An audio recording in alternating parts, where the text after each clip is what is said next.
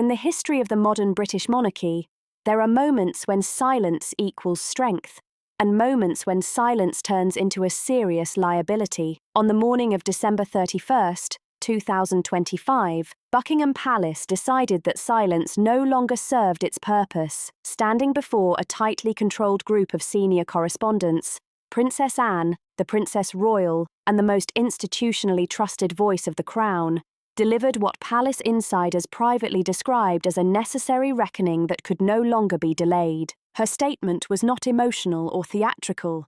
It was precise, calculated, and devastating in its implications. "This is not about gossip," Anne said firmly. "It is about standards." She made it clear that the royal family does not and will never accept deceit, manipulation, or fundamental dishonesty, whether from those within the institution or from those who claim association with it. Meghan Markle was not named in Anne's opening sentence, but the intended focus was unmistakable to observers and media outlets for days afterward. The palace had been overwhelmed with inquiries following renewed allegations connected to the Duchess of Sussex's past. These claims, circulating again with fresh intensity, ranged from alleged concealed relationships to unresolved questions about personal conduct prior to her entry into royal life. The volume of inquiries, their persistence, and repeated attempts at corroboration collectively forced the institution's hand and left little room for continued silence. What made Anne's statement extraordinary was not only its firmness, but its framing. She did not describe Meghan as a working royal, nor even as a controversial public figure. Instead, she pointedly referred to her as a former associate of the royal household whose private life, if misrepresented, carries consequences far beyond herself. That phrasing was deliberate, and within palace circles, it mattered greatly. This language signalled a decisive shift. The palace was no longer quietly defending, deflecting, or distancing itself behind closed doors. It was asserting moral jurisdiction openly and without hesitation. According to Anne, the monarchy's concern was not rooted in any single allegation, but in a broader pattern that, if substantiated, could indicate systemic misrepresentation. "The Crown does not judge on rumour," she said, "but it also does not ignore convergence when multiple independent claims point toward possible deception. The institution," Anne stressed, "has a duty to assess whether it was misled." Sources within the palace confirmed that internal reviews had quietly begun in mid-December, following legal inquiries and private submissions received by Royal Legal Counsel. These reviews, she emphasised, were procedural rather than punitive. However, she added that if such matters had been clearly established and supported by more than one independent source, the marriage in question would not have been approved under the values and rules governing the House of Windsor. Many insiders described this as the most consequential line of the entire briefing. For the first time, a senior royal explicitly acknowledged that approval of the Sussex marriage was contingent upon an assumption of honesty, an assumption now under review in what Anne described as the court of institutional conscience. She then turned to the most sensitive element of the crisis, Prince Harry. In a rare disclosure, Anne confirmed what had quietly circulated among royal correspondents for weeks, that Harry had been in direct contact with senior family members, expressing distress, confusion, and emotional strain. "He is deeply shaken," Anne said. She confirmed that Harry believes he may have been misled and is struggling to reconcile what he is now hearing with what he previously believed to be true. According to Anne, Harry requested an opportunity not to return to public duties, but to familial standing, describing it as a desire to return to a place defined by truth, accountability, and clarity. Even here, Anne drew a sharp and unmistakable boundary. "Emotional turmoil," she stated, "does not absolve responsibility. In this family, adulthood carries obligations, and influence does not erase agency." The palace position was firm. Harry's distress was acknowledged, but it did not override the consequences of his own actions and decisions over several years. Over the past 5 years, while Princess Anne served as the institutional voice of the Crown, she confirmed that ultimate judgment rested with King Charles III, whose position she described as unequivocal. "This is not a matter of one individual influencing another," the King has said. "Titles are not lost because of spouses.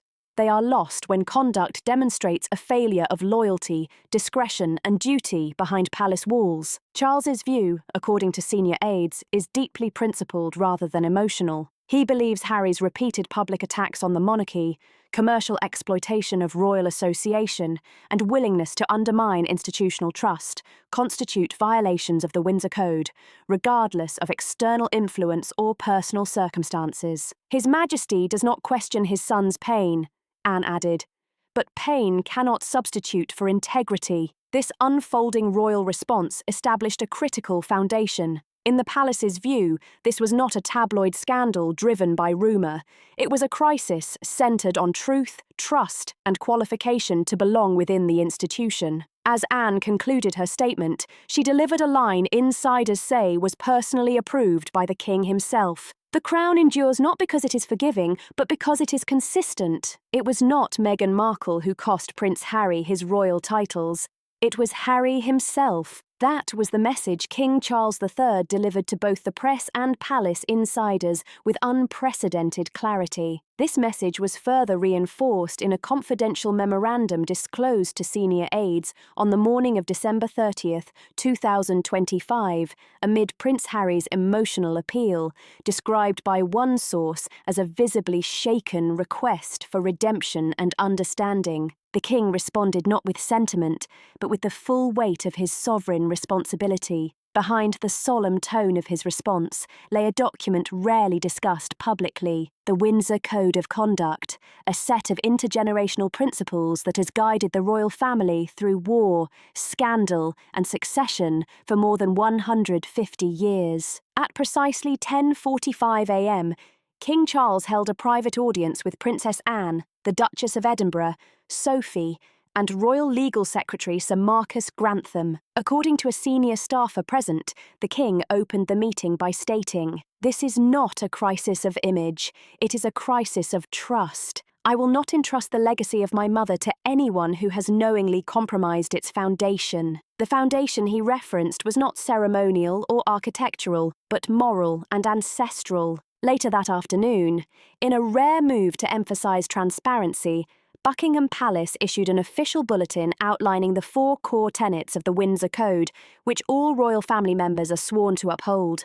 Unassailable loyalty to the crown, no undermining of unity or public trust, personal dignity beyond reproach, meaning private conduct must reflect public duty and transparent lineage, and full disclosure of prior marriages, children, and legal obligations before engagement, with duty never outweighed by desire. The bulletin explicitly stated that in recent years, His Royal Highness, the Duke of Sussex, had committed repeated breaches of Articles 1 and 2. Sources close to the palace confirmed these breaches included the 2021 Oprah interview, the release of the memoir Spare, commercial entertainment deals portraying the monarchy as oppressive, and refusal to attend key state events, including the 2023 Commonwealth Day service and the 2024 coronation rehearsal. Each incident, insiders said, steadily eroded the foundation of trust. Now, with renewed and unverified claims surrounding Meghan's undisclosed personal past,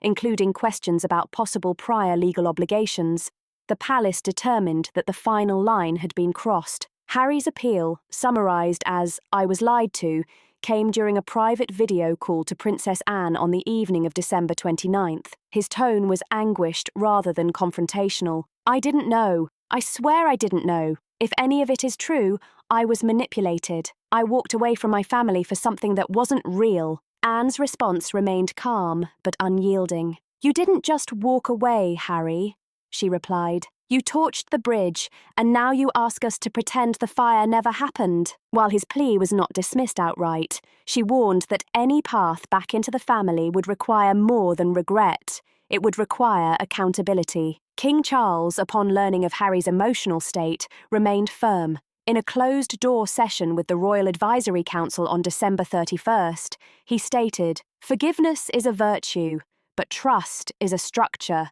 and right now there is no scaffolding on which to rebuild it." He reiterated that allegations involving Meghan, still under review, were not the reason Harry lost his status. Rather, it was Harry's repeated failure to uphold the Windsor Code during the most turbulent years of the monarchy's modern era. Charles also reaffirmed that no formal recognition of the Sussex marriage would be maintained by the Crown if Meghan's past were proven to contain undisclosed legal or parental obligations. "We will not rewrite the rules for one couple and expect the public to believe in the monarchy's fairness," he stated, as legal advisers to the Crown, including Royal Solicitor Dame Helena Woodcroft, confirmed that if allegations regarding Meghan's prior marriage or unresolved parental obligations were verifiable in both UK and US records, the royal marriage could be subject to official nullification of royal recognition, not a legal divorce, while preserving the original constitutional framework and institutional standards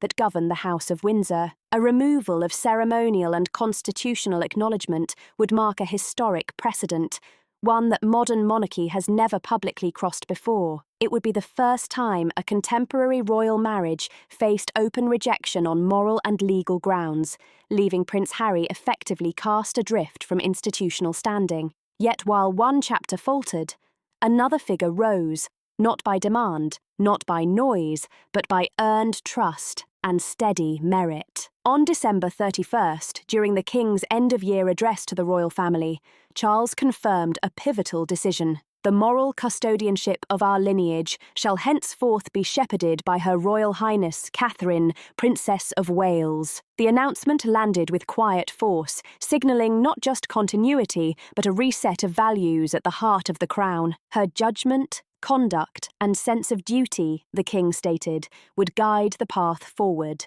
Princess Catherine's new formal designation, Keeper of the Windsor Ethic, comes with an expanded institutional role, including reviewing royal protocol and mentoring the younger generation of royals, particularly Prince George and Princess Charlotte, whose futures now carry added symbolic weight. This transfer of custodianship is not symbolic window dressing. It is a direct institutional response to failure elsewhere, and a restoration of grace and integrity through Catherine's example. Her 13-year journey within the royal family has remained unmarked by scandal, leaks, or public controversy. When King Charles named her Keeper of the Windsor Ethic, it was not a courtesy. It was a message to the world. The monarchy, though shaken by sustained controversy, chose not to retreat or fracture. Instead, it responded with discipline and elevated someone who had quietly earned trust through consistency rather than spectacle. Catherine, Princess of Wales, is no stranger to patience. She has endured scrutiny, expectations, motherhood under a microscope, and the responsibility of representing an ancient institution in a hypermodern world, all without complaint. This recognition, formalised in a royal charter signed on the morning of December 31st, 2025, represents a profound institutional shift. The royal family is now officially anchoring its moral authority to example rather than bloodline alone. The newly minted title, Keeper of the Windsor Ethic, is heavy with symbolism and historical weight. Its roots trace back to the original House of Windsor Charter of 1917, issued by King George V to stabilise royal identity after World War I. Royal historian Dr. Miles Fenwick explained that the role is not ceremonial. It is guardianship of values, tradition, and character. The document outlining Catherine's appointment lists 4 formal recognitions that justified the elevation. First,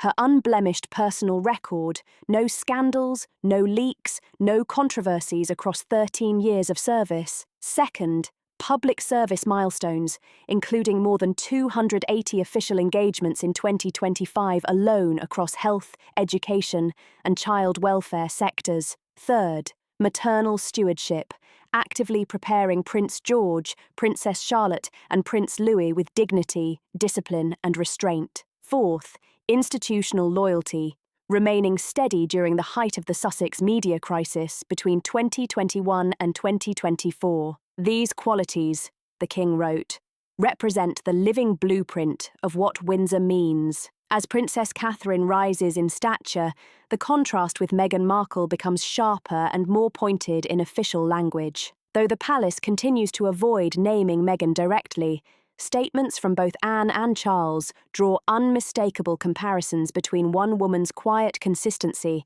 and another's recurring controversy. Princess Anne reportedly reinforced this contrast during a closed-door strategy session at Windsor, where she told senior staff, "Dignity is not inherited. It is earned." Catherine has never asked to be crowned with titles. She has carried herself in a way that honours every one of them. Her words were described as calm, deliberate, and unmistakably final. At the same time, the royal household has begun distancing itself from Meghan Markle through a series of symbolic but deliberate steps. Her image has been removed from the official 2026 Commonwealth Day publication. In legal briefs, references to the Sussexes now read the Duke of Sussex and his wife, Meghan Markle, subtly but firmly separating her from institutional language. A pending request to revoke Meghan's honorary patronage of the National Theatre, originally granted in 2019, is now under accelerated review. Palace insiders say this reflects a coordinated effort to separate the individual from the institution, to clarify that ongoing controversies are not reflections of the Crown, but violations of its standards. As media pressure mounted for the royal family to address the Markle controversies directly, it was once again Princess Anne who delivered the firmest response. In a televised interview on ITV's The Sovereign View, she stated, "There is a temptation in the modern world to treat the Crown like a storyline, but we are not characters. We are custodians, and we will not be manipulated by tabloid storms or opportunistic narratives." The remark was widely interpreted as a rebuttal to media framing that positioned Meghan as a victim of royal rigidity. It was praised across the political and cultural spectrum for reasserting institutional boundaries. Anne went further, stating that if allegations surrounding Meghan's undisclosed past were validated by more than one verifiable source, the Crown would be constitutionally obligated to act. Should facts emerge confirming undisclosed legal entanglements or unresolved parental obligations, she said, the Crown cannot and will not recognise the legitimacy of that marriage under the Windsor Code. According to royal sources, Palace legal teams are now consulting international family law experts in both the UK and United States to verify timelines and records related to Meghan's early adulthood. Public reaction to these developments has been swift. A YouGov flash poll revealed that 82% of Britons believe Catherine best represents modern royal values. 69% support the monarchy distancing itself entirely from Meghan Markle,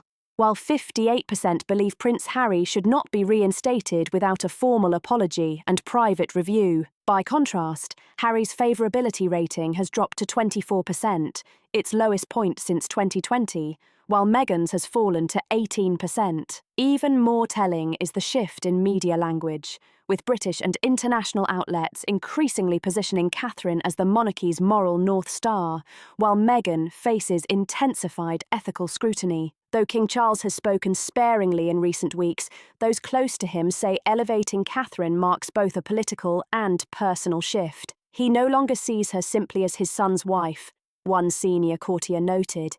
He sees her as the most trusted bridge between the late Queen's legacy and the Crown's future. Indeed, palace sources confirm that the King has privately requested Catherine's input on future investiture ceremonies, educational patronages, and even the handling of future royal weddings, a move placing her firmly at the centre of royal continuity and long-term planning. The message from the monarchy is unmistakable. Honour is not inherited, it is demonstrated, and Catherine, through quiet endurance, public service, and personal restraint, has become not only the future Queen, but the living standard-bearer of Windsor itself, even as social media speculation and tabloid noise rage on. The real work of monarchy happens away from cameras, in protocol, precedent, and policy. In the aftermath of the Meghan Markle controversy, it is within these mechanisms that the Crown has begun its most methodical and consequential reconfiguration in decades. The response is not loud, but it is decisive. Senior palace officials, led by Princess Anne and the Lord Chamberlain's office, have reportedly activated a rarely used internal review mechanism known as Clause Sovereign 9C, last invoked during the abdication crisis of 1936. Its purpose is to assess whether former royal marriages or titles pose reputational risk to the Crown, and if so, recommend formal dissociation. According to royal legal experts, Meghan Markle's legal styling as Duchess of Sussex is now under accelerated review under the Title Usage and Public Standing Act, an obscure but powerful parliamentary mechanism designed to limit title usage following scandal, forfeiture, or reputational damage. The move would not dissolve her marriage to Harry, but it could remove her legal right to use the title in official documents, business ventures, or charitable activities within the UK and Commonwealth. This is about clarity, one senior royal secretary told The Times. If she does not represent the Crown, she may no longer present herself as if she does. A ruling is expected soon, with one high-level source confirming the palace is 90% aligned on revoking all Sussex-linked titles, with or without Meghan's cooperation. For Prince Harry, the situation remains equally stark.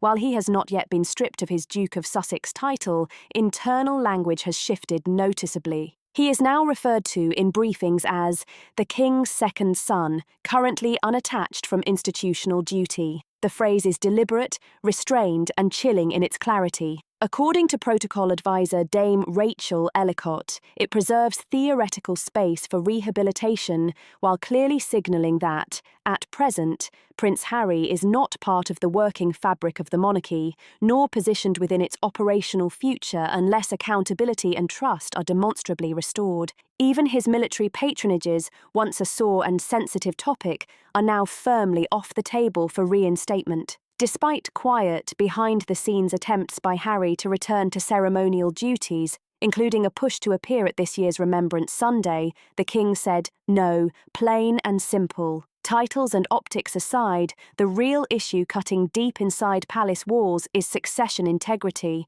and that question isn't going away anytime soon. While Archie and Lilibet technically remain in the line of succession under existing constitutional rules, insiders stress this is strictly legal, not symbolic. Senior advisors are now consulting constitutional experts about limiting ceremonial recognition for any descendants linked to a union that may have breached Article 3 of the Windsor Code on matrimonial transparency. One proposal under serious review would block future investitures or public ceremonial roles, quietly ensuring the royal future stays visibly anchored through Prince George and Princess Charlotte. It's a firewall, not a punishment, one aide said bluntly, calling it protection of the institution, not personal retaliation. In her final New Year's message submitted to the Royal Archives, Princess Anne delivered a sharp but measured reflection rooted in tradition. When storms strike, a house of stone does not shout. It reinforces its walls, she wrote, adding that the family will not be defined by noise, but by standards kept quietly, consistently, and without exception. The words weren't just poetic, they were policy, and the signal was aimed as much at future generations as at the present moment. As the monarchy tightens its institutional grip, the emotional fallout for Prince Harry has become harder to ignore. Multiple insiders say he appears shaken, withdrawn, and deeply unsettled since allegations about Meghan's previously undisclosed past surfaced publicly on December 27th. These claims remain unverified, but their impact has been explosive. Sources close to the Montecito circle say communication between the couple is now limited to discussions about the children and legal strategy, nothing more. Harry reportedly feels blindsided. One source said he truly believed he knew everything, and now he's questioning whether the version of Meghan he defended so fiercely was ever the full story. In a move that shocked palace watchers, Harry has written privately to Princess Catherine, his first non-formal outreach since 2021. The contents of the letter remain sealed, but its existence alone screams remorse and desperation, especially toward the one royal who never publicly struck back during the worst of the Sussex chaos. The media mood has shifted fast, and there's no going back. Outlets like The Guardian, The Telegraph, and even The Washington Post, once cautious and sympathetic, are now openly skeptical. Editorial language has hardened as questions mount about narrative inconsistencies and selective disclosures tied to Meghan's public image. One editorial cut deep, stating that if a brand is built on transparency and truth, unresolved timelines and hidden details don't just damage credibility, they destroy it. Even long-time media allies are stepping back. Commentators who once handled the Sussex story with velvet gloves are now demanding equal standards of truth for everyone, regardless of pain or platform. The message is clear. Public exhaustion has kicked in. Streaming deals, voiceovers, and carefully worded statements can no longer shield anyone from scrutiny. And the Sussex brand is feeling that heat. Transparency is now the currency of trust, and right now, Meghan isn't paying up. As palace statements roll out, Anne speaks, and Charles sets policy, Meghan has remained silent. No rebuttal, no statement, no carefully crafted distraction. Analysts say the silence is either strategic legal positioning or a sign of vulnerability, and either way, public patience is evaporating fast. Polling reflects the shift. A recent YouGov survey shows 71% of respondents believe there are serious unanswered questions, while 59% support full title revocation. The court of public opinion is moving without waiting for formal rulings, and momentum matters. Against that backdrop, Catherine, Princess of Wales, did something devastatingly effective by doing almost nothing at all. She made an unannounced visit to Evelina London Children's Hospital, meeting young patients, sharing handwritten notes from George and Charlotte, and wearing a brooch last seen during Queen Elizabeth's final birthday parade. No speech, no drama, just presence. Within 12 hours, the visit racked up more than 8 million views across royal platforms. Hashtags celebrating Catherine trended across the UK, reinforcing a simple message: duty still lives here. While silence deepened elsewhere, Catherine reassured a shaken public that humility, steadiness, and service remain the backbone of the House of Windsor. As storm clouds gathered over London, the Union Jack above Buckingham Palace remained still, neither mourning nor celebration. But behind closed doors, a historic decision had already been finalised.